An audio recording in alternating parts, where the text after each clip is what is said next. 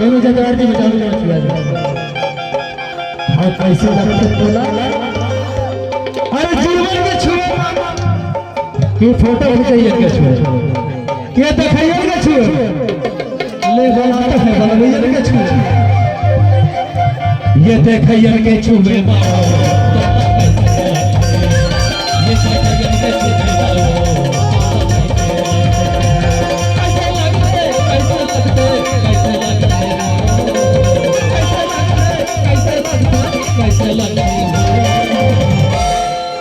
सोनू जगदार जी ये दाना के छुए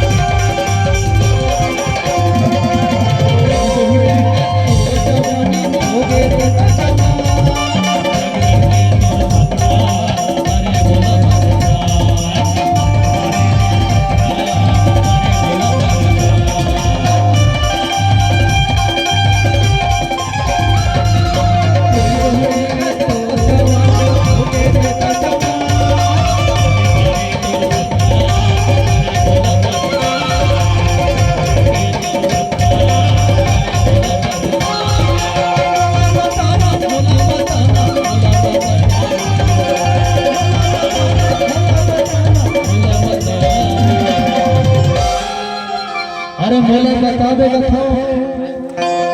ये साउंड बॉक्स के बगल में खड़ा क्यों ना बतावेगा कि सामने बैठे क्यों ना बतावे ये छोटे राजा के छुए मामा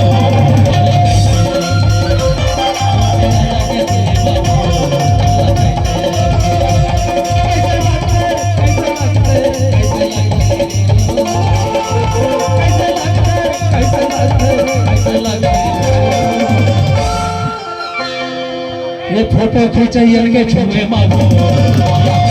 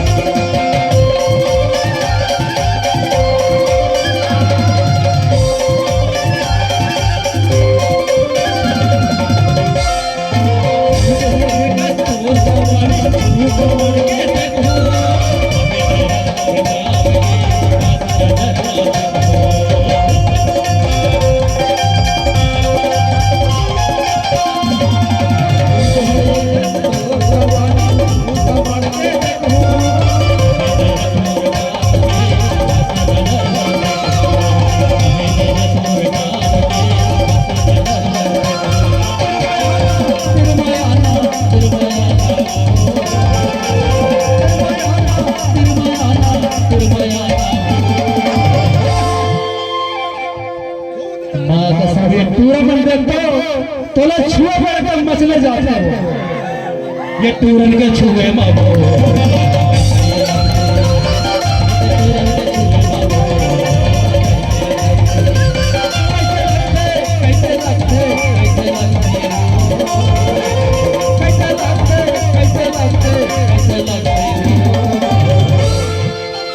ये दाना दन के छुए मामो